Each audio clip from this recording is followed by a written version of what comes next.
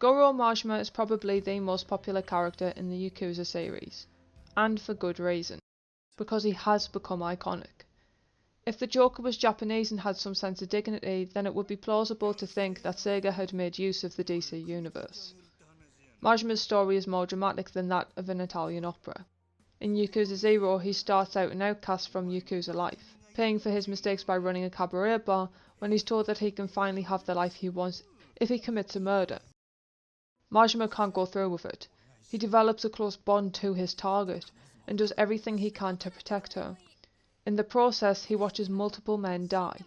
To top it off, the woman he protects, Makoto, doesn't even know his name and spends significant time visually impaired and has no idea what he looks like.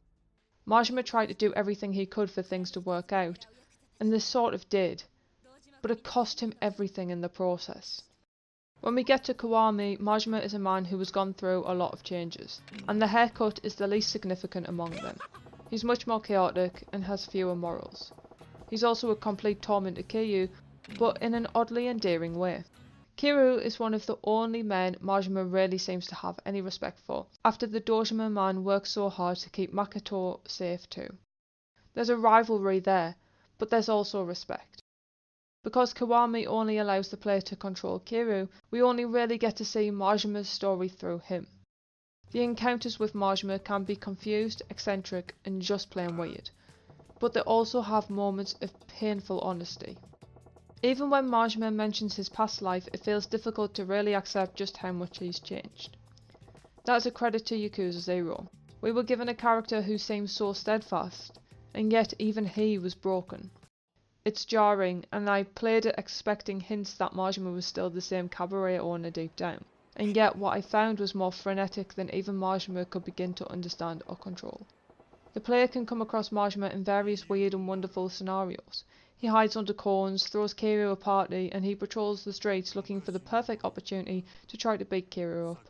He's persistent, and when Kiryu spends 10 years in prison, he waits patiently to be able to have one more fight with the hero of the story. Kiryu, for the most part, treats Majima with annoyance, bemusement, but also with a fondness which I doubt either of them could articulate well without fighting. Majima even takes a knife to the gut for Kiryu, when one of his gang mistakenly gets carried away and tries to murder Kiryu to gain the pride and respect of his boss. Majima is furious and protects Kiryu, stating that Kiryu's life is his to take, reminiscent of Vegeta declaring that he would be the one to kill Goku and not the androids. This behaviour makes Majima more appealing than he should be, given just how much trouble he causes the main player and Kiryu. There is just something undeniably charming about a rogue who will kill anyone who tries to kill your character, just so he can do the job himself. Majima's creativity is also an injection of fun in a game that is so hung up on betrayal and tragedy. The story just needs Majima, to a point.